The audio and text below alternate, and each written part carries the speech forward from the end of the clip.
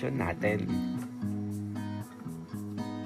At tayo nagutom, bossing. Tayo na gumawa ng ating calamares. Ito simple lang aking recipe. Ito lang harina, paminta at asin at konting tubig. At ito yun ang ating calamares. Ihalo lang natin ito hanggang i-absorb ng calamares ang ating harina. Hintay lang natin itong i-absorb ng kahit 2-3 minutes lang mga bossing. At habang hinahalo ko pala ang ating calamares, nagpainit na ang ating oil. So, lagay ko siya sa isang kasirolang puno ng oil para ma-deep fry ang ating calamares.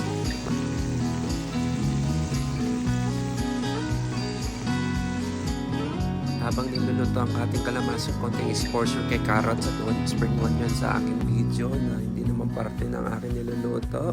At ayun na, habang niluto ang calamares natin, ako'y nagpe-prepare na sa pugo dahil naisipan ko din itong iluto.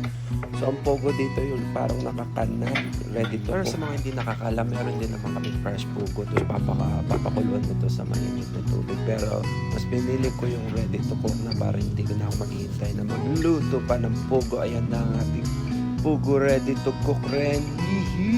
Ang saya-saya ng mukha. Ayan na, nire-ready ko pala ang ating mixture. Dinagdagan ko lang to ng paprika dahil wala kaming food color na orange. O ayan na, binubuhos ko na ang ating mga pugo. At yun na, exposure lang kay calamares at pugo sa video. At baka ako'y nagdadrop na parang ala idol nagtitinda sa amin high school at college. At naisipan ko din gumawa ng ating sauce. Tubig lang yan, toyo at konting cornstarch, all-purpose, brown sugar. Boom!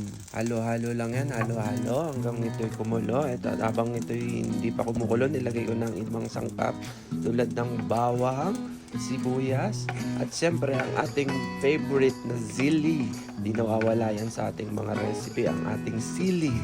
So after that, hintay na halo-haloin natin na ito hanggang ito'y kumulo at sumat.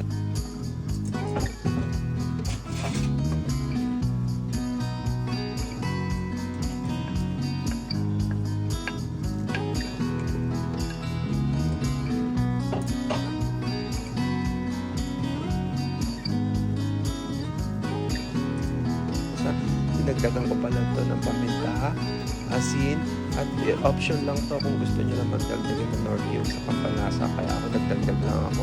Kapangpangan ako, kaya kailangan namin ng malasa sa lahat ng aming niluluto.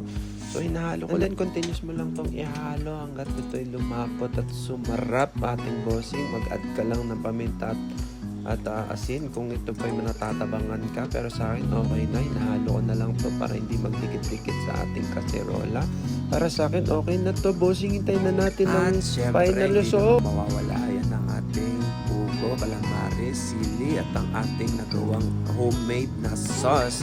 Thank you mga bossing, bye bye.